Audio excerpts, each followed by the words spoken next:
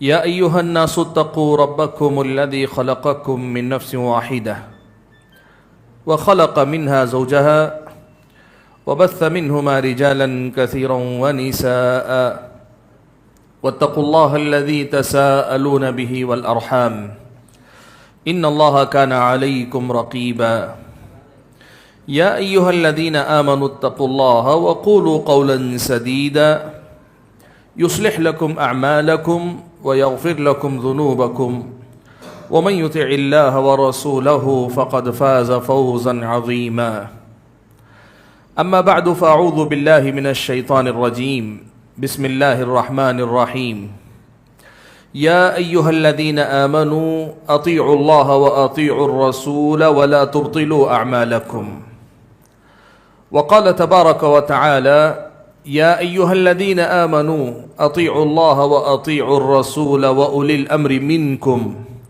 فإن تنازعتم في شيء فردوه إلى الله والرسول إن كنتم تؤمنون بالله واليوم الآخر ذلك خيرا وأحسن تأويلا وقال تبارك وتعالى اتبعوا ما أنزل إليكم من ربكم ولا تتبعوا من دونه أولياء.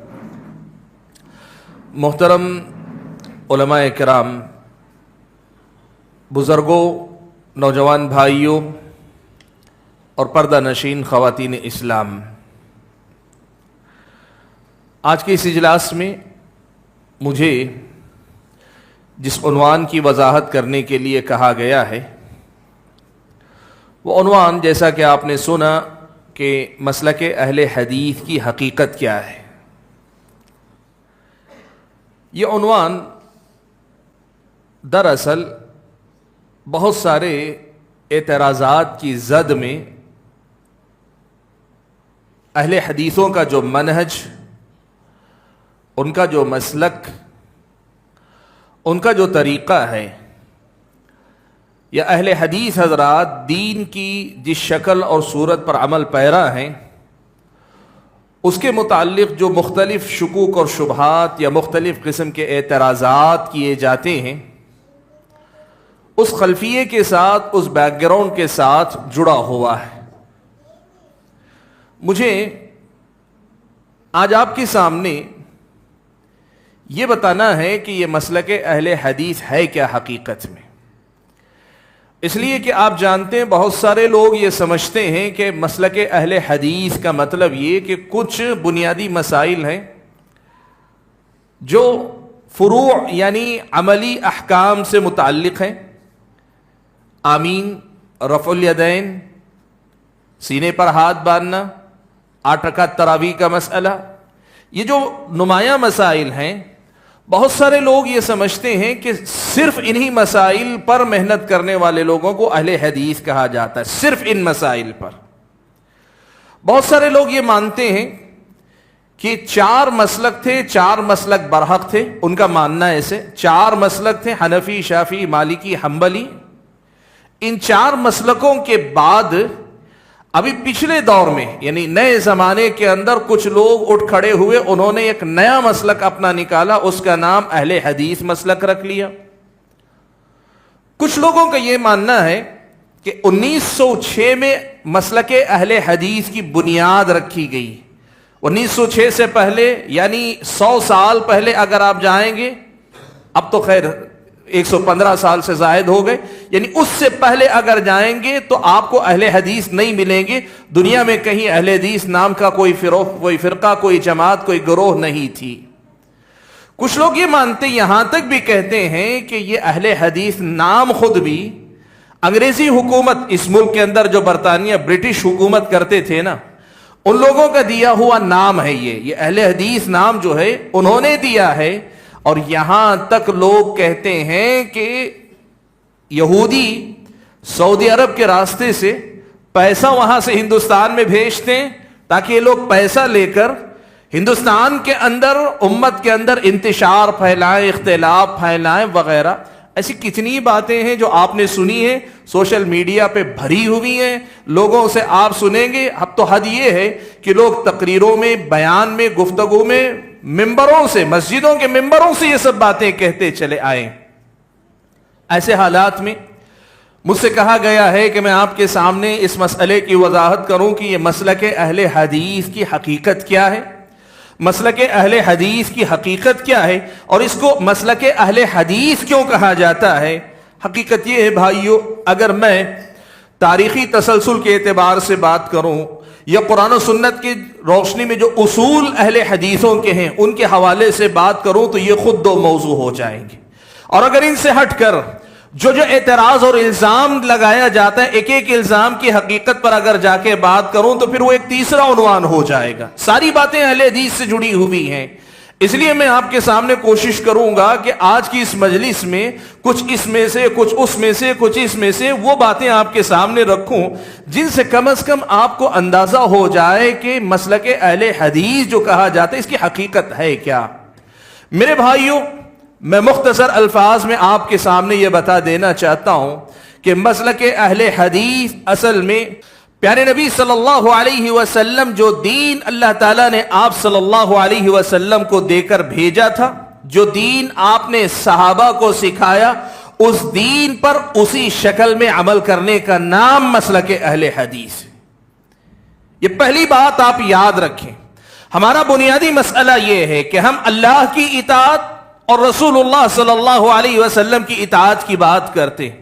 اللہ نے کہا نا، یا ایھا الذین آمنوا اطیعوا اللہ واطیعوا الرسول، اے ایمان والو تم اللہ کی اطاعت کرو اور رسول کی اطاعت کرو، ولا تبطلوا اعمالکم، اور تم اپنے اعمال کو باطل نہ کرو، یعنی ان سے ہٹ کر جا کے، ان کو چھوڑ کر جا کر کسی اور راستے پر جاؤ گے تو اپنے اعمال کو تم برباد کر لو گے۔ ولا تبطلوا اعمالکم، وہ جو دین اللہ تعالیٰ نے پیارے نبی محمد صلی اللہ علیہ وسلم کو دیا تھا، دین کی اسی شکل پر باقی رہنے کا نام مسلک اہل حدیث ہے۔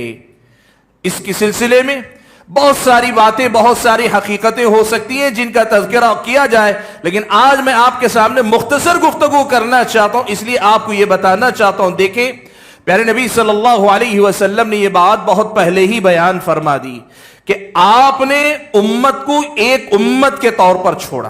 آپ صلی اللہ علیہ وسلم نے اپنی امت کو ایک امت کے طور پہ چھوڑا، لیکن کیا یہ امت ایک امت کے طور پر ہی رہے گی یا پھر یہ کہ فرقوں میں بٹ جائے گی، گروہوں میں بٹ جائے گی؟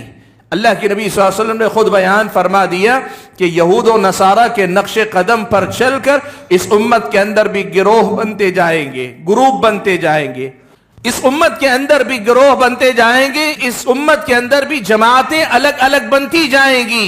اور اللہ کے نبی صلی اللہ علیہ وسلم نے ایک بات اور اس کے اندر بیان فرمائی کہ اس میں، اس گروہ بندی کے دوران ایک جماعت ایسی رہے گی جو برابر اسی راستے پر قائم رہے گی جس پر نبی علیہ الصلوۃ والسلام نے اپنے صحابہ کو چھوڑا تھا۔ یہ دونوں باتیں اللہ کے نبی نے بیان فرمائی۔ آپ جب اس دنیا سے گئے تو امت ایک تھی، لیکن آپ کے بعد امت ایک نہیں رہ جائے گی، وہ الگ الگ فرقوں میں، گروہوں میں بٹے گی، یہ بھی آپ نے بیان فرمایا۔ اور آپ نے یہ بھی کہا کہ ان گروہوں میں بٹ جانے کے باوجود ایک جماعت، ایک طبقہ، ایک گروہ اسی راستے پر باقی رہے گا جو راستہ پیارے نبی صلی اللہ علیہ وسلم اور آپ کے صحابہ کا طریقہ تھا۔ یہاں کچھ باتیں آپ پہلے سمجھ لیں رک کر۔ یہ بات اللہ کے نبی صلی اللہ علیہ وسلم سے متعدد احادیث میں آئی۔ آپ صلی اللہ علیہ وسلم نے 73 فرقوں میں بٹنے والی جو حدیث، امت کے 73 فرقوں میں بٹنے والی جو حدیث ہے، اس میں بھی بیان فرمائی، اور آپ صلی اللہ علیہ وسلم نے اس حدیث میں بھی یہ مسئلہ بیان فرمایا جس میں آپ نے کہا کہ لا تزال طائفة من امتی علی الحق، میری امت کا ایک گروہ برابر حق پر رہے گا، ظاہرین، وہ غالب رہیں گے، لا يضرهم من خذلهم ولا من خالفهم۔ بھائیو، یہ جو حدیث اللہ کے نبی صلی اللہ علیہ وسلم کی ہے کہ امت گروہوں میں بٹ جائے گی اور ایک طبقہ اس پر باقی رہے گا، یہ پیشن گوئی تھی اللہ کے نبی کی۔ اللہ کے نبی نے پہلے ہی بتا دیا تھا۔ اب آپ اور میں اگر کہیں گے تو میں بھی کہوں گا کہ وہ ایک گروہ میں ہوں، ہر جماعت کے لوگ کہتے ہیں وہ گروہ میں ہوں، 73 میں سے وہ ایک گروہ نجات پانے والا وہ میں ہوں، سبھی کہتے ہیں۔ اب اس کا حل یہ نہیں نہ ہو سکتا کہ میں اپنی جگہ اپنے آپ کو مان کے بیٹھوں، آپ اپنی جگہ اپنے آپ کو، تیسرا اپنے آپ کو مان کر بیٹھے۔ تاریخ اسلام کا آپ مطالعہ کر کے دیکھیں کہ یہ گروہ بندی کہاں سے شروع ہوئی اور اس گروہ بندی کے زمانے میں کون صحیح سنت پر باقی رہا اور کون اس صحیح راستے پر قائم رہا. تاریخ کے حوالے سے دیکھو. دعویٰ تو میں بھی کروں گا، آپ بھی کریں گے، تیسرا بھی کرے گا، چوتھا بھی کرے گا. اگر دعووں ہی سے بات مان لی جاتی تو پھر نجات پانے والا سارے ہوتے، ہلاک ہونے والا کوئی نہ ہوتا. اسی لیے آپ دیکھیں کہ تاریخ میں ہوا کیا. آپ دیکھیں پیارے نبی صلی اللہ علیہ وسلم اس دنیا سے رخصت ہو کر گئے. اللہ کے نبی صلی اللہ علیہ وسلم کے جانے کے بعد صحابہ، نبی علیہ الصلوۃ والسلام کے صحابہ ایمان اور عقیدے میں، عمل میں، سلوک میں صحابہ ایک جماعت کی شکل میں تھے. ایک جماعت، صحابہ کی جماعت، مسلمان ایک جماعت، ایک حکمران، ایک خلیفہ کے تحت رہتے تھے. ان کے درمیان مسائل میں اختلاف بھی ہوا، لیکن اختلاف کے باوجود گروہ یا فرقے ان کے درمیان نہیں بنے. صحابہ کے درمیان کوئی فرقہ ایسا وجود میں نہیں آیا. حالانکہ آپ جانتے ہیں جنگ جمل، جنگ صفین جیسی لڑائی ہوئی، لیکن اس جنگ کے باوجود بھی صحابہ کے درمیان ایسی گروہ بندی نہیں وجود میں آئی کہ جس کے نتیجے میں صحابہ خود 3، 4، 25 گروہ میں بٹے. ایسا نہیں ہوا. صحابہ ایک جماعت تھے. تاریخ اسلام میں سب سے پہلا فرقہ وجود میں آیا وہ خوارج کا فرقہ تھا. خوارج کا فرقہ سب سے پہلے وجود میں آیا. ان خوارج نے کیا کیا؟ خوارج نے صحابہ کے بارے میں یہ موقف اپنایا کہ صحابہ پورے کے پورے مرتد ہو گئے جو حضرت علی اور حضرت معاویہ کے زمانے میں تھے. وہ تمام صحابہ ابو بکر و عمر کے دور کے بعد میں، حضرت علی اور حضرت معاویہ کے دور میں جتنے صحابہ ہیں وہ سب کے سب کافر ہو گئے. ایک بنیادی اصول خوارج نے بنایا. اب یہاں دیکھیں صحابہ اور ان کی جماعت، ایک جماعت یہاں باقی ہیں اور ان سے ہٹ کر خوارج ایک گروہ نکلتا ہے. خوارج ایک گروہ نکلتا ہے. یہ گروہ اپنی بدعت اور اپنے اصولوں کی وجہ سے الگ شناخت بناتا ہے. یہ پہلا گمراہ فرقہ وجود میں آتا ہے. صحابہ اپنی جگہ پہ قائم ہے، صحابہ کی جماعت باقی ہے جو ہدایت پر ہے. یہ وہ جماعت ہے جس کو اللہ کے نبی صلی اللہ علیہ وسلم نے صحیح راستے پر چھوڑا تھا. خوارج کا طبقہ وجود میں آیا. اب ان خوارج کی آگے چل کر کئی اصول انہوں نے اپنائے. مجموعی طور پہ اگر آپ دیکھیں گے آج خوارج کے نام پہ فرقہ اور اس کے اصول مستقل موجود ہیں. یہ وہ جماعت نہیں ہے، یہ نجات پانے والا گروہ نہیں، یہ 72 فرقوں میں سے ایک فرقہ ہے. خود خوارج کے اندر پھر فرقے ہوئے، وہ سارے کے سارے انہی کے تابع رہیں گے. ایک خوارج کا فرقہ الگ ہوا. اب یہاں اہل سنت، صحابہ، تابعین، یہ جو سیدھے راستے پر تھے، خوارج کے ساتھ ہی، خوارج کے فوری بعد ہی شیعہ وجود میں آئے. شیعہ کون تھے؟ انہوں نے یہ کیا کہ آل بیت رسول، پیارے نبی صلی اللہ علیہ وسلم کے خاندان اور گھر والوں کی محبت کی آڑ لے کر، یاد رکھو اہل سنت والجماعت کے پاس، صحابہ کے پاس آل بیت رسول سے محبت کرنا دین و ایمان کا حصہ ہے. پیارے نبی صلی اللہ علیہ وسلم کے گھر والوں سے محبت کرنا اور خصوصی محبت کرنا یہ ہمارے ایمان کا حصہ. لیکن ان کی محبت کی آڑ لے کر اس قدر غلو کر گئے کہ انہوں نے یہ اصول بنا لیا کہ اگر آپ آل بیت سے محبت کرتے ہیں تو پھر صحابہ سے برات کا اعلان کرنا پڑے گا، صحابہ سے دشمنی کرنی پڑے گی. آل بیت کی محبت اور صحابہ کی محبت اکٹھا نہیں ہو سکتی. یہ اصول شیعہ نے ایجاد کیا. اب یہ ایک الگ فرقہ وجود میں آ گیا. اہل سنت نے یہاں اپنا اصول بتایا، بتایا. قرآن و سنت میں جو آیا وہ یہ کہ ہم صحابہ سے بھی محبت کرتے ہیں، آل بیت رسول سے بھی محبت کرتے ہیں. دونوں کی محبت کو دین و ایمان سمجھتے ہیں اور ایک سے محبت کرنے کے لیے دوسرے سے دشمنی اسلام نے ہمیں اس کا حکم نہیں دیا. یہ ایک مسئلہ ہوا. اب یہاں دیکھیں شیعہ وجود میں آگے، ایک طرف خوارج ہوئے، دوسری طرف شیعہ ہوئے. اب یہاں ابھی بھی وہ سیدھے راستے پر جماعت ابھی باقی ہے. آگے چل کر ان شیعوں کے رد عمل میں یہ ہوا کہ کچھ لوگ ناصبی پیدا ہوئے. یہ ناصبی کون ہیں؟ یہ آل بیت رسول صلی اللہ علیہ وسلم، خاندان رسول سے دشمنی رکھتے تھے. نبی علیہ الصلوۃ والسلام کا خاندان، حضرت حسن و حسین، حضرت علی، حضرت فاطمہ، ان کا جو خاندان، ان کا گھرانہ ہے، ان سے اپنے دل میں بغض رکھتے تھے. ناصبی پیدا ہوئے. نواصب ان کو کہا جاتا ہے جو آل بیت رسول سے دشمنی کرتے تھے. یہ رافضیوں کے رد عمل میں اہل سنت نے یہاں بھی اپنے آپ کو بچا کے رکھا. کہا یہ ناصبی ہیں اور نواصب کے طریقے پہ چلنا یہ بدعت ہے، یہ گمراہی ہے. یہ ایک طریقہ ہوا. اہل سنت والجماعت اسی راستے پہ چل رہے ہیں. حضرت حسن بصری رحمت اللہ علیہ کا دور، بلکہ اس سے پہلے آپ کو میں بتاؤں، حضرت عبداللہ ابن عمر رضی اللہ تعالیٰ عنہما جیسے صحابہ ابھی باحیات تھے کہ بصرہ میں تقدیر کا انکار کرنے والا فرقہ وجود میں آیا. تقدیر کا انکار کرنے والا، ایمان کی بات، ہمارے اور آپ کے عقیدے کی بات، اہل سنت والجماعت کے عقیدے کی بات، کتاب و سنت کے عقیدے کی بات یہ ہے کہ ہمیں بتایا گیا ہے کہ اللہ نے آسمان و زمین کے پیدا کرنے سے 50,000 سال پہلے سارے لوگوں کی تقدیر لکھ دی ہے. اب ساری چیز لکھی ہوئی ہے، ہم اپنی مرضی اور اختیار سے کرتے ضرور ہیں، لیکن ہمارا اختیار اللہ کی تقدیر سے باہر نہیں ہے. تقدیر میں لکھے جانے کی وجہ سے ہم مجبور محض بھی نہیں ہیں، اور ایسا بھی نہیں ہے کہ ہم اختیار والے ہیں تو اللہ کی تقدیر سے باہر بھی ہیں، ایسا بھی نہیں ہے. یہ ہمارے ایمان و عقیدے کا حصہ ہے. انہوں نے کیا کیا؟ بصرہ میں معبد جوہنی تھا، اس نے یہ بدعت ایجاد کی، کہا تقدیر پہلے سے لکھی نہیں ہوتی ہے، بندہ پہلے کرتا ہے پھر جا کر اللہ کو معلوم ہوتا ہے، اس کے بعد جا کر لکھا جاتا ہے. مختصر الفاظ میں تقدیر کا انکار کیا. بصرہ میں قدریہ وجود میں آئے. اہل سنت والجماعت اپنے طریقے پر باقی ہیں، اپنے طریقے پر اہل سنت والجماعت باقی ہیں. بصرہ میں معبد الجوہنی اور اس کے نام لیوا قدریہ کے نام پہ گمراہ ہوتے گئے. اب ان کے رد عمل میں کچھ لوگ تقدیر کو ثابت کرنے کے نام پر غلو کر گئے. جبریہ وجود میں. یہ جبریہ کون ہے؟ ان کا معاملہ یہ تھا، کہتے تھے تقدیر پر ایمان کا مطلب یہ انسان کو کوئی اختیار نہیں، انسان مجبور محض ہے، کوئی اختیار نہیں. وہ ایک بدعت وجود میں آئی. دیکھیں پوری تاریخ ایسی ہی چلتی رہی ہے کہ ایک بدعت وجود میں آتی اور اس بدعت کے مقابلے میں دوسری بدعت وجود میں آتی. کچھ لوگ صحابہ کے معاملے میں دشمنی پہ اتر آئے تو دوسرے لوگ اہل بیت رسول سے دشمنی کے معاملے پہ اتر آئے. کچھ لوگوں نے تقدیر کو انکار کیا، کچھ لوگوں نے تقدیر کو ثابت کرنے میں غلو کیا. ایسے حالات میں اب ایک نئی بدعت. حضرت حسن بصری رحمت اللہ علیہ تابعین میں سردار، اللہ کے نبی کے شاگرد صحابہ ہیں. صحابہ کے شاگرد حضرت حسن بصری تابعین ہیں، اور تابعین میں جو سر فہرست تابعین آتے ہیں ان میں سے ایک حضرت حسن بصری رحمت اللہ علیہ ہیں. حسن بصری رحمت اللہ علیہ کا دور آنے تک اسلامی فتوحات بہت زیادہ پھیل گئی تھیں، اور یہ صورتحال تھی کہ باہر کی دنیا کے جو مختلف علوم اور فنون ہیں ان سے لوگوں کا رشتہ جڑنا شروع ہو گیا تھا.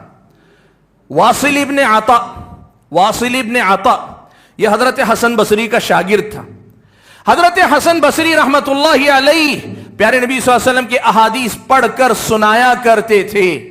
پیارے نبی کی احادیث پڑھ کر سنایا کرتے تھے.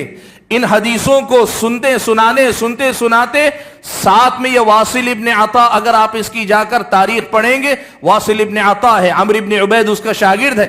ان کی اگر تاریخ پڑھیں گے تو پتہ چلے گا کہ یہ جو قرآن و سنت کی تعلیم دینے والے جو علماء تھے نا، ان علماء کے ساتھ ساتھ یا ان علماء سے زیادہ کچھ یہودیوں سے بھی کچھ باتیں سننے کا ان کے پاس رواج تھا. ان کی تاریخ آپ جا کر پڑھ کر دیکھیں. وہ جو دوسری دنیا، وہ جو فلسفے کی باتیں جو دوسری دنیا سے منتقل ہو کر عالم اسلام میں آئی تھی، ان باتوں کو سننے کا اہتمام کرنے لگے. تو اب ہوا یہ، اس میں عقلی ورزش بہت تھی. جیسے کسی آدمی کو میتھ کا چسکا لگ جائے، ریاضیات کا، حساب و کتاب کا چسکا لگ جائے تو پرابلم سالو کرنے میں اسے ایک مزہ آتا ہے. ان کو بھی اسی قسم کی بیماری، فلسفے کی جو الٹ پھیر ہوتے ہیں، فلسفے کی جو لا یعنی بحثیں ہوتی ہیں، ان کا مزہ اس قدر آنے لگا تھا کہ حضرت حسن بصری رحمت اللہ علیہ جو قرآن و سنت کی باتیں پڑھاتے تھے ان میں مزہ نہیں آتا تھا، ان کو مزہ نہیں آتا تھا. تو واصل ابن عطا نے کیا کیا؟ حضرت حسن بصری رحمت اللہ علیہ کے بارے میں ایک بڑا گھٹیا قسم کا تبصرہ کیا. اس نے کہا ما لی ارا کلام الحسن لا یخرج عن سراویل النساء. اس نے کہا کیا بات ہے، حسن بصری جب بھی بات کرتے ہیں عورتوں کی سروال ہی کی بات کرتے ہیں، پاجامے ہی کی بات کرتے ہیں. طنز تھا. مقصد کیا تھا اس کا؟ دیکھو ایک بات آپ کو میں سمجھاتا ہوں، گرچہ تھوڑا سا میں ٹاپک سے ہٹوں گا تھوڑا سا، لیکن سمجھیں آپ. یہ کیا تھا؟ آپ جانتے ہیں ایک مسلمان کی 5 وقتہ ضرورت کیا ہے؟ اس کے طہارت کے مسائل، اس کی پاکی ناپاکی کے مسائل، اس کے وضو کے مسائل، اس کے غسل کے مسائل، اس کی نماز کے مسائل، اس کے روز مرہ کی ضرورت کے مسائل ہیں. عالم وہی تو پڑھائے گا جو آپ کی روز مرہ کی ضرورت ہے. آپ ایران کی بات کریں، توران کی بات کریں، افغانستان کی بات کریں، امریکہ کی بات کریں، آپ کو اپنے صبح و شام کے مسائل معلوم نہیں، استنجا کرنے کا طریقہ معلوم نہ ہو، تو پھر اسے علم نہیں کہتے، اسے جنرل نالج کہتے ہیں۔ انسان کی ضرورت جنرل نالج نہیں، انسان کی ضرورت علم ہے کتاب و سنت کا۔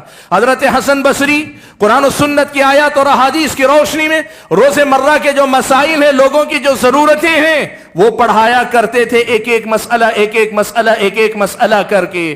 اب یہ جو فلسفے کا چسکا لگا ہوا ہے، یہ جو عقلی ورزش کا چسکا جس کو لگا ہوا ہے، اب اسے حسن بصری رحمت اللہ علیہ کی باتیں پھیکی لگنے لگیں۔ تو واصل ابن عطا نے کیا کیا؟ حسن بصری رحمت اللہ علیہ کا شاگرد تھا، لیکن ان کی مجلس چھوڑ کر اپنی ایک الگ مجلس سجا لی، الگ مجلس بنا لی، اور یہاں سے معتزلہ وجود میں آئے، معتزلہ وجود میں آئے یہاں سے۔ اور ان معتزلہ نے کیا کیا؟ جہم بن صفوان ایک آدمی تھا۔ اب یہ جہم بن صفوان کون تھا؟ اس کی تاریخ اگر آپ جا کر پڑھیں گے آپ کو پتا چلے گا کہ اس کا معاملہ یہ تھا، یہودیوں کی بستی میں رہتے رہتے، یہودیوں سے بحث و مناظرہ کرتے کرتے یہودیوں کے اصول نے اپنا لیا اور اسلام پہ آ کے آزمانا چاہا، ایک نئی بدعت کو ایجاد کیا۔ جہمیہ کی جو بدعتیں، اللہ کے اسماء اور صفات سب کا انکار کیا، بلکہ جہمیہ کا جو عقیدہ اللہ تعالیٰ کے بارے میں، اگر کوئی وہ عقیدہ مانے تو اللہ کے وجود ہی کا انکار لازم آئے۔ ایسی سب بدعتیں جب جب وجود میں آتی جاتی تھیں، ایک جماعت تھی، ایک طبقہ تھا جو برابر سنت پر قائم تھا، ایک جماعت تھی، ایک طبقہ تھا جو برابر سنت پہ قائم تھا۔ یہ خوارج کی بدعت کے بھی خلاف ہے، شیعہ کی بدعت کے بھی خلاف ہے، نواسب کی بدعتوں کے، ناصبیوں کی بدعت کے بھی خلاف ہے، قدریہ کی بدعت کے بھی خلاف ہے، جبریہ کی بدعت کے بھی خلاف ہے، معتزلہ کی بدعت کے بھی خلاف ہے۔ اور آگے چل کر دوسری صدی کے آتے آتے صوفیہ جو ہیں، یہ صوفیہ کا بھی ایک طبقہ وجود میں آ گیا۔ یہ پہلے ابتدائی دور میں ہوتا کیا تھا؟ زہد اور عبادت۔ جیسے اللہ تبارک و تعالیٰ نے کسی بندے کو اللہ کی راہ میں خرچ کرنے کی زیادہ توفیق دی، کسی بندے کو اللہ تعالیٰ نے ایسی ہمت اور حوصلہ دیا وہ اللہ کی راہ میں جہاد ہی میں لگا رہا، اور کسی بندے کو اللہ تعالیٰ نے عبادتوں کا شوق اور اس کا چسکا اللہ نے دیا، وہ عبادتوں میں زیادہ رہنے لگے۔ صحابہ میں ایسے ضرور تھے کہ کسی کا نام جہاد میں بہت زیادہ، کسی کا علم حاصل کرنے پھیلانے میں زیادہ، کسی کا عبادتوں میں بہت زیادہ، یہ سب کچھ صحابہ میں تھا۔ لیکن بعد کے دور میں چلتے چلتے ہوا کہ یہ عبادتوں میں لگے ہوئے جو لوگ تھے، بعد کے دور میں عبادتوں میں لگتے لگتے علم سے دور ہوتے چلے گئے۔ اور یاد رکھو، یہ بات یاد رکھو، جب عبادت کرنے والا علم سے تعلق جوڑ لیتا ہے تو یہیں سے بدعتیں داخل ہونا شروع ہوتی ہیں۔ عبادت کا علم سے بڑا گہرا تعلق ہے، اسی لیے امام بخاری نے ایک باب باندھا، کہا ہے باب العلم قبل القول والعمل، باب علم کا جو مقام ہے وہ قول اور عمل سے پہلے آتا ہے۔ پہلے آدمی کو جاننا چاہیے، پھر عمل کرنا چاہیے۔ آپ جتنی عبادت کریں لیکن آپ کو علم سے تعلق رکھنا چاہیے۔ مسئلہ یہ ہوا کہ جب لوگ عبادت ہی عبادت میں نکل گئے، علم سے تعلق کمزور ہونے لگا، بدعتیں یہاں آنا شروع ہوئی، اور رفتہ رفتہ وہ دور آیا کہ صوفیہ کے نام پر پہلے وہ گروہ آیا جو عبادتوں میں بدعتوں کو اپنایا کرتا تھا، جن کے ذکر میں، طریقے ذکر میں اور ان کے اپنے معاملات میں بدعتوں نے جگہ پائی، اور آگے چل کر یہ معاملہ عملی بدعتوں سے آگے بڑھ کر ایمان اور عقیدے کی بدعتوں تک چلا گیا، یہاں تک کہ وحدت الوجود جیسا عقیدہ، وحدت وجود جیسا عقیدہ کہ ہر چیز اصل میں وجود خدا ہی کا وجود ہے، خدا کے علاوہ کچھ نہیں، ایسے عقیدے بھی صوفیہ کے اندر وجود میں آئے۔ یہ صوفیہ کا اپنا یہ گروہ وجود میں آیا، جن کو آج آپ سلسلے والے، بیعتوں والے کہتے ہیں، یہ بھی وجود میں۔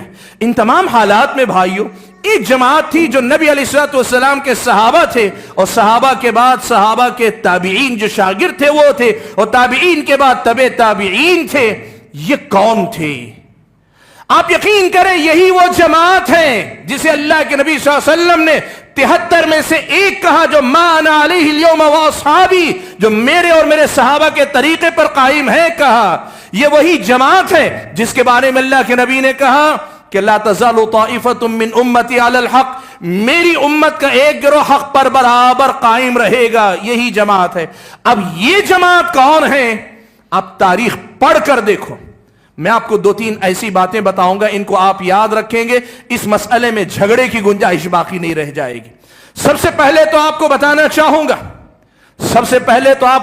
چاہوں گا عبداللہ ابن مبارک، امام بخاری رحمت اللہ علیہ، امام احمد بن حنبل رحمت اللہ علیہ اور ایسے ہی دیگر اہل علم نے صراحت کے ساتھ کہا ہے کہ یہ طبقہ محدثین کا طبقہ تھا، یہ جو جماعت تھی یہ محدثین کی جماعت تھی۔ کیا مطلب؟ کہا کہ یہ جو اللہ کے نبی کے صحابہ، صحابہ کے بعد تابعین، تابعین کے بعد تبع تابعین، یہ جو صحیح راستے پر قائم جو لوگ تھے وہ محدثین ہی کی جماعت تھی، محدثین ہی کا گروہ تھا۔ اب کچھ لوگوں نے اس کو غلط انداز سے سمجھ لیا، محدثین کا مطلب اس میں مفسرین داخل نہیں، اس میں فقہا داخل نہیں، اس میں لغت کے ماہرین داخل نہیں، اس میں اللہ کی راہ میں جہاد کرنے والے داخل نہیں، اس میں عبادت گزار لوگ داخل نہیں، ایسا نہیں۔ محدثین سے مراد علماء کی وہ جماعت ہے جنہوں نے پیارے نبی صلی اللہ علیہ وسلم کے علم کو، احادیث کو اکٹھا کیا، اور اکٹھا کرنے کے بعد اسی نبی کی احادیث کے علم کے ذریعے ان ساری بدعتوں کا مقابلہ کیا، اسی لیے سارے میں نے نام لیا آپ کے سامنے، عبداللہ ابن مبارک کی بات ہو، امام احمد بن حنبل رحمت اللہ علیہ کی بات ہو، امام بخاری رحمت اللہ علیہ کی بات ہو، سب نے الفاظ کے تھوڑے فرق کے ساتھ صاف لفظوں میں کہا۔ امام احمد تو یہاں تک کہتے تھے ان لم یکونوا اصحاب الحدیث فلا ادری منهم، اگر یہ جماعت، یہ گروہ، یہ طبقہ اگر اہل الحدیث نہ ہو، مجھے نہیں پتا دنیا میں کوئی اور اس کا حقدار ہو بھی سکتا ہے۔ یہ ہے اصل میں اہل حدیث، یہ ہے مسلک اہل حدیث۔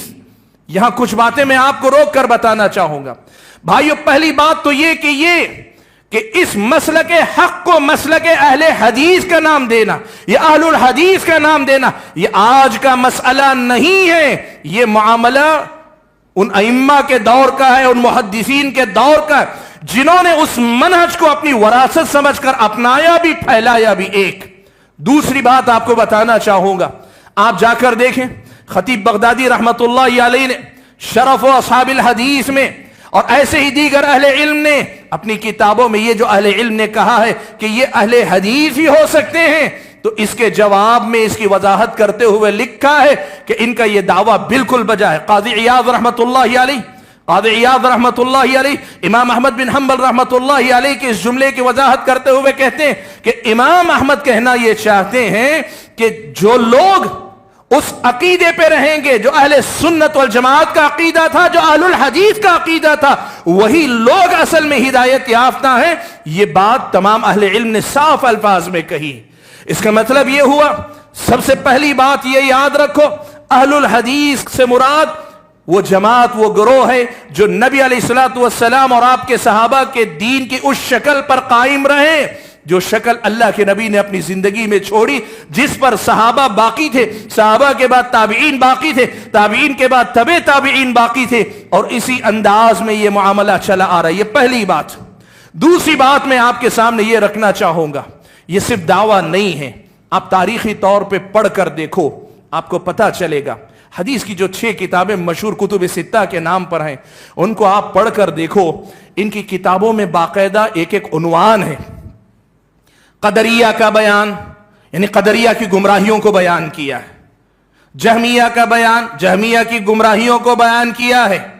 ایمان کے باب میں گمراہ ہونے والوں کا معاملہ بیان کیا ہے۔ مناقب صحابہ لکھ کر شیعہ پہ رد کیا ہے۔ حب آل بیت کے عنوان قائم کر کے ناصبیوں پہ رد کیا ہے۔ اگر آپ تاریخ پڑھ کر دیکھیں گے، محدثین کرام کی کتابیں ہی ابتدائی دور میں وہ کتابیں ملے گی جنہوں نے ساری بدعتوں کا پردہ کھولا ہے اور ساتھ میں صحیح راستے کو واضح کیا۔ آپ تاریخ پڑھ کر دیکھ لو، یہ تاریخ کی سچائی ہے، اس مسئلے کو یاد رکھو۔ یہ معاملہ صرف ایک زبانی دعوے کا نہیں، یہ تاریخ کی بہت بڑی سچائی ہے۔ مسئلہ ہوتا کہاں ہے؟ لوگ غلط فہمی میں یہ تاثر دینا چاہتے ہیں کہ اہل حدیث سے مراد ہندوستان بر صغیر میں پیدا ہونے والی کوئی جماعت ہے۔ غلط ہے، یہ اہل الحدیث ہیں، یہ محدثین کرام ہیں جو اس منہج پر قائم رہے جو منہج صحابہ کے زمانے سے چلا آیا۔ 2 باتیں اور یہاں کہنا چاہوں گا۔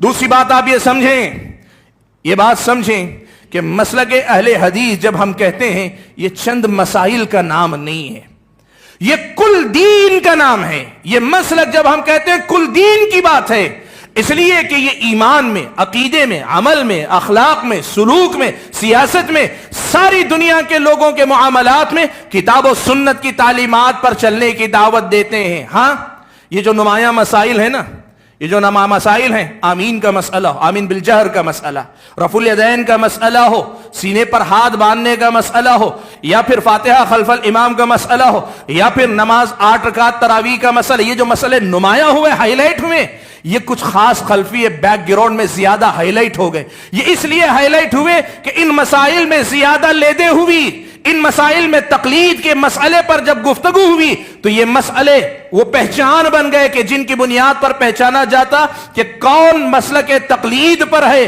اور کون اہل الحدیث کے طریقے پر ہے. یہ نمایاں ان مسائل سے ہوتے تھے، اس لیے یہ مسائل زیادہ مشہور ہوئے. ورنہ مسلک اہل حدیث کی دعوت صرف اس مسائل کی دعوت نہیں، وہ کل دین کی دعوت ہے. اسی لیے آپ دیکھیں، مجھے نہیں پتا یہاں لکھا ہے کہ نہیں، جمعیت اہل حدیث کے جب لوگوں آپ مرکزی جمعیت اہل حدیث کے دیکھیں گے اس میں لکھا رہتا ہے بنیادی کام 3 ہیں. ایک توحید کی بات کرنا، دوسری اطاعت رسول کی بات کرنا، تیسری تزکیہ نفس کی بات کرنا. یہ ہمارے اپنے بنیادی دعوت ہے. یہ جو دعوتی کام ہے اس میں ہماری دعوت میں خود مسائل نہیں، بنیادی مسئلہ توحید ہے، اور توحید کے ساتھ اتباع رسول ہے، اور اتباع رسول کے ساتھ انسان کے نفس کے تزکیے کی بات ہے. تو بات جو بتانا چاہ رہا ہوں وہ یہ کہ کل اسلام کی یہ دعوت ہے. اور تیسری بات یہ بتانا چاہوں گا، لوگ عام طور پہ کیا کہتے ہیں، فرقوں سے لوگوں کو نفرت ہے، ہمیں بھی نفرت ہے. لیکن مسئلہ یہ ہے جب فرقوں سے نفرت کی بات کرتے ہیں تو اہل حدیث کو بھی لوگ فرقہ قرار دیتے ہیں، اہل حدیثوں کو بھی فرقہ قرار دیتے ہیں. آج آپ سے ایک سوال میں پوچھتا ہوں، تھوڑی دیر کے لیے آپ مجھے اور آپ کو کنارے کر دیجئے. صحابہ تھے، صحابہ سے خوارج الگ ہوئے، خوارج فرقہ ہوئے کہ نہیں ہوئے؟ خوارج فرقہ ہوئے نا. صحابہ بھی فرقہ ہوئے، صحابہ جماعت ہیں، صحابہ جماعت ہیں. فرقہ وہ ہے جو اس سے نکل کر گیا. بعد میں شیعہ الگ ہوئے، شیعہ فرقہ ہوا کہ نہیں ہوا؟ صحابہ فرقہ ہوئے نہیں، وہ جماعت ہیں. نواسب وجود میں آئے، نواسب فرقہ ہیں. صحابہ اپنی جگہ پہ قائم ہیں، وہ فرقہ ہیں، وہ جماعت ہیں. آپ ایک بات یاد رکھیں، ایسے ہی ایک ایک بدعت الگ الگ ایجاد ہوتی گئی. یہ سارے فرقے ہیں. صحابہ اور نبی علیہ الصلوۃ والسلام جس طریقے پر قائم تھے وہ فرقہ نہیں جس کی مذمت کی گئی، وہ جماعت ہیں، وہ اصل ہیں، وہی اصل میں جماعت ہیں، یہی اصل میں دین کے علم بردار ہے. یہ لغوی معنوں میں، لنگوسٹک جسے کہتے ہیں، لغوی معنی میں اگر آپ کہنا چاہیں جماعت کے فرقے کے مقابلے میں فرقہ، گروہ کے مقابلے میں گروہ ہے. لیکن شرعی معنی میں جب، شریعت کے معنی میں جب فرقہ کہا جاتا ہے، اہل الحدیث فرقہ نہیں ہے، اہل الحدیث جماعت ہے. اہل الحدیث جماعت ہے، یہ فرقہ نہیں ہے. اس مسئلے کو یاد رکھنا چاہیے. اسی لیے سارے لوگ اگر اپنے مسلک کی طرف بلاتے ہیں تو یہ فرقے کی طرف دعوت ہے، اگر ہم کتاب و سنت کی طرف بلاتے ہیں تو یہ عین جماعت کی طرف دعوت ہے. یہ فرقے کی طرف دعوت نہیں ہے، یہ عین جماعت کی طرف دعوت ہے. اس لیے کہ کتاب و سنت کی طرف ہم آپ کو بلاتے ہیں.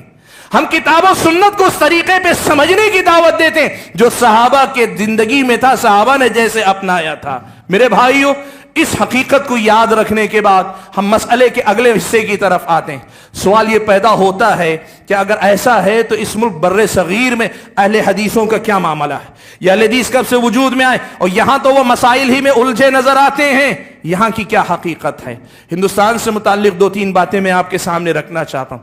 سب سے پہلے یہ بات یاد رکھیں، اس ملک میں غلط پروپیگنڈا یہ کیا جاتا ہے کہ یہاں ہندوستان کے اندر دین صوفیاء کرام کے ذریعے پہنچا ہے. یہ غلط پروپیگنڈا کیا جاتا ہے کہ یہاں دین صوفیاء کے ذریعے پہنچا ہے. صوفیاء کا دور کب شروع ہوا؟ 4 صدی کے بعد ہندوستان کے اندر. اگر آپ سلطان الہند جن کو کہا جاتا ہے، اجمیر کے خواجہ معین الدین چشتی کی اگر آپ بات کریں، ان کی سنہ ولادت اگر آپ دیکھیں گے وہ 5ویں صدی کے بعد آئے ہیں. اس ملک کے اندر صوفیاء کی تاریخ اگر ہے تو صوفیاء کی تاریخ 4 صدی کے بعد کی ہے. لیکن اس ملک میں اسلام کب سے ہے؟ اس ملک میں اسلام کب سے ہے؟ محمد بن قاسم کے دور سے. اس سے پہلے سے ہے، محمد بن قاسم کے دور سے پہلے ہندوستان کے مالابار میں اسلام داخل ہوا تھا، مالابار کے ساحل میں اسلام داخل ہوا تھا، سندھ کے علاقے سے محمد بن قاسم کے ذریعے داخل ہوا تھا۔ اس وقت نہ کوئی مسلک تھا، نہ کوئی ایسی تنظیمیں جماعتیں تھیں، یہ وہ اصلی اسلام والے لوگ تھے جو نبی علیہ الصلوۃ والسلام کی وراثت کو لے کر آئے تھے۔ اس ملک میں ہم اہل حدیثوں کی تاریخ اتنی پرانی، اور اتنا ہی نہیں، میں آپ کو بتاؤں، بادشاہوں کے زمانے کی اگر بات کریں، محمد بن تغلق کا زمانہ ہو، یا پھر جو ہے آپ علاء الدین خلجی کی بات ہو، سلطان محمد غوری کی بات ہو، ان کے عہد میں تاریخی گواہیاں ملتی ہیں۔ ہندوستان کی تاریخ میں لکھی گئی تاریخ فرشتہ، ایک کتاب کا نام تاریخ فرشتہ ہے۔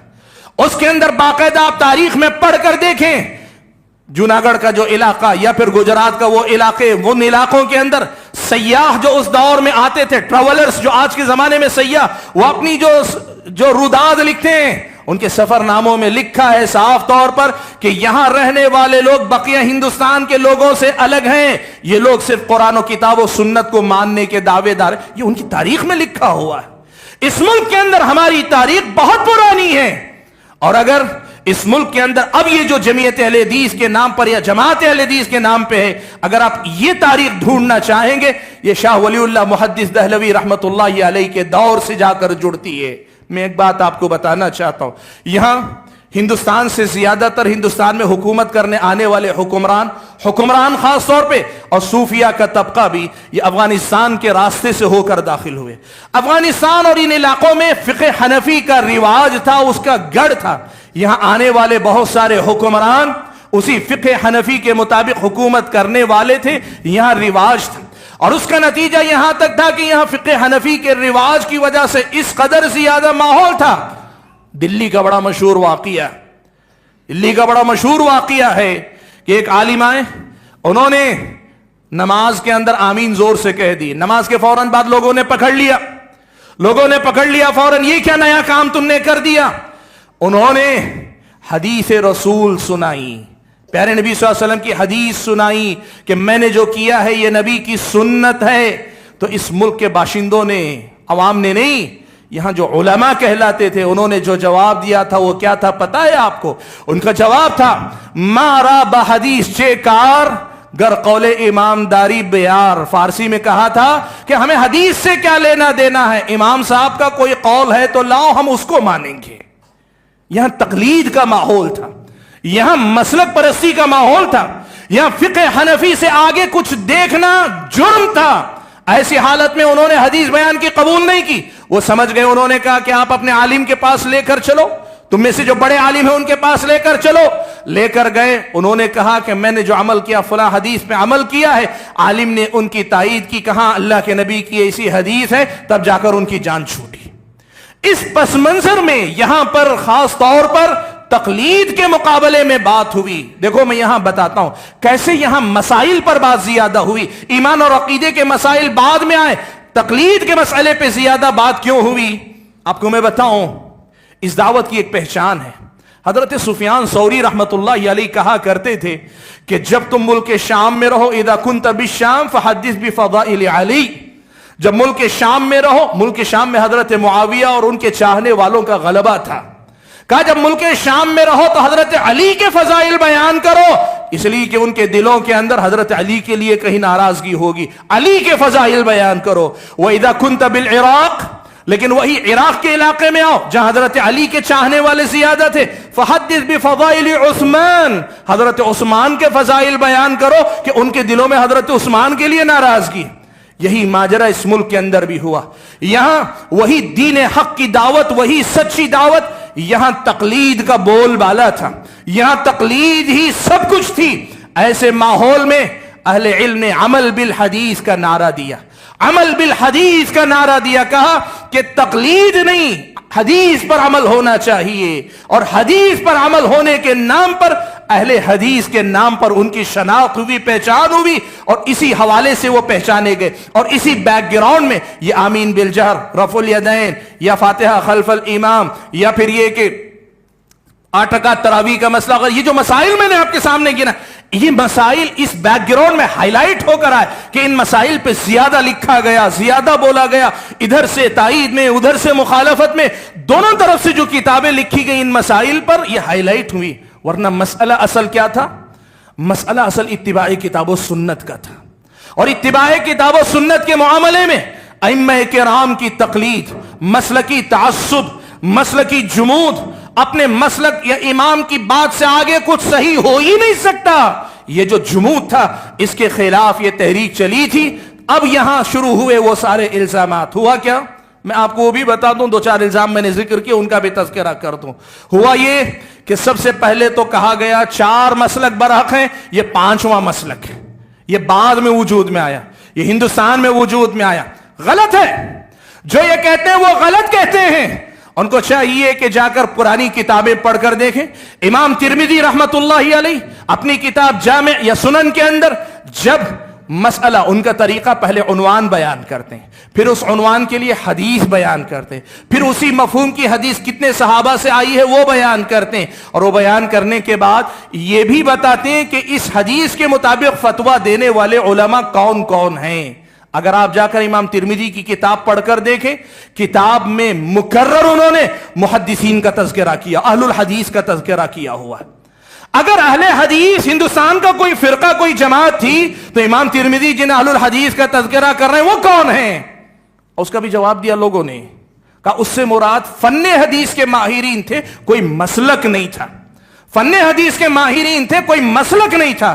اللہ کے بندو، امام ترمذی جن کا ذکر کر رہے ہیں مسلک کے طور پہ ذکر کر رہے ہیں، مسلک کے طور پہ، فن کے ماہرین کے مسائل نہیں بیان کر رہے ہیں، فقہی مسلک کے طور پہ امام ترمذی بیان کر رہے ہیں. میرے بھائیو، محدثین کرام کا یہ منہج اس دور سے چلا آیا ہے جب نبی علیہ الصلوۃ والسلام کے زمانے کے بعد صحابہ کے بعد تابعین سے محدثین کرام نے اس دین کو لیا اور لے کر دین کے ہر مسئلے کی حفاظت کی. اب سوال یہ ہے کہ یہ 1906 کے بعد کیا ہے؟ اس ملک کے اندر سن 1906 عیسوی میں یہ جو اہل الحدیث کا طریقہ تھا پہلے سے چلا آ رہا ہے. جیسے میں نے کہا نا کہ اگر یہ سلسلہ دیکھیں تو شاہ ولی اللہ محدث دہلوی رحمت اللہ علیہ کے عہد سے شروعات اس کی، یہ جو سلسلہ چلا آ رہا ہے اس کے لیے ایک آرگنائزیشن کی بات ہوئی کہ اس کے لیے ایک آرگنائزیشن فارم کی جائے، یعنی اس کی ایک جمعیت بنائی جائے، جسے پہلے اہل حدیث کانفرنس کے نام سے جو ہے نا موسوم کیا گیا، اور بعد میں جا کر وہ جمعیت اہل حدیث یا مرکزی جمعیت اہل حدیث کے نام سے پہچانی گئی. یہ جو آرگنائزیشن جو فارم کی گئی، جمعیت کی جو بنیاد رکھی گئی وہ 1906 میں رکھی گئی. اب سوال یہ ہے، میں اور آپ اس بستی کے اندر مان لیجئے کہ 100 سال سے آباء و اجداد کے دور سے رہتے ہیں، لیکن ہم نے مثال کے طور پر کوئی ایک آرگنائزیشن آج بنایا تو اس کا مطلب ہمارا وجود آج ہی سے پہلے نہیں تھا. اس ملک کے اندر 1906 میں جو بات ہوئی وہ آرگنائزیشن کی بات ہے، جسے ہم جمعیت اہل حدیث کہتے ہیں، جو الگ الگ جگہ پہ تنظیمی سطح پہ کام کرتی ہے. ورنہ اصل جو چیز ہے وہ تنظیم نہیں، تنظیم سے پہلے اور تنظیم سے اوپر مسلک اہل حدیث ہے، منہج اہل حدیث ہے. یہ بات ہم اور آپ کو یاد رکھنے کی ضرورت ہے. اور دوسری بات یہ بھی بتا دوں، یہ بہت کہتے ہیں نا کہ انہوں نے ملکہ وکٹوریہ سے اپنے لیے نام الاٹ کروایا ہے. یہ کیا ہے معلوم آپ کو؟ دیکھو بھائیو، انصاف شرط ہے، انصاف شرط ہے. واقعات بیان کرو تو انصاف سے بیان کرو، سچائی کے ساتھ بیان کرو. ہوا کیا تھا؟ مولانا محمد حسین بٹالوی رحمت اللہ علیہ اس مسلک سے نسبت رکھنے والے علماء میں سے نمایاں ایک نام ہے.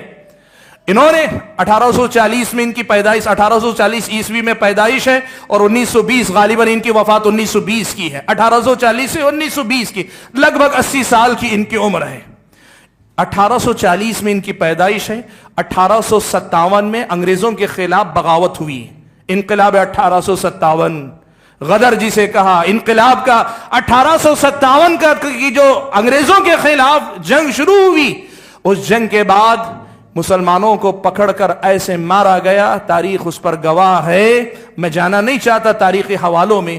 اس بیک گراؤنڈ میں ہوا یہ کہ جتنے انگریز کے باغی تھے سب کو وہابی کا نام دیتے تھے، سب کو وہابی کا نام دیتے تھے. اب ہوا یہ کہ انگریزی حکومت کو ہندوستانی کہیں تو غصہ اتنا نہیں آتا، وہابی کہیں تو غصہ زیادہ آتا ہے.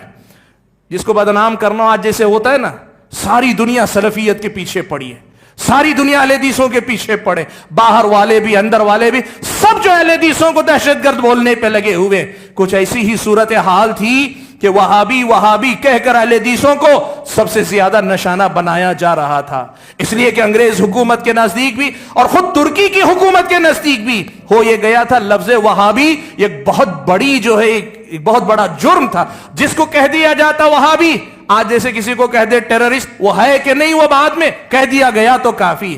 ایسے دور میں ان شر پسندوں کے شر سے بچنے کے لیے جو وہابی کے نام کے ساتھ اس دہشت گردی کا سارا الزام اہل حدیثوں کے سر پہ ڈالنے میں لگے ہوئے تھے، ایسے دور میں مولانا محمد حسین بٹالوی نے ایک کام کیا۔ انہوں نے کیا کیا؟ کہا کہ بھائی ہم اہل حدیث ہیں، وہابی تو لوگوں نے ہمیں نام دیا، اس لیے ہمیں وہابی کے نام سے جوڑ کر سارے الزام ہمارے سر ڈالنے کی غلطی نہ کی جائے، ہم اہل حدیث ہیں، ہمارا نام اہل حدیث ہے۔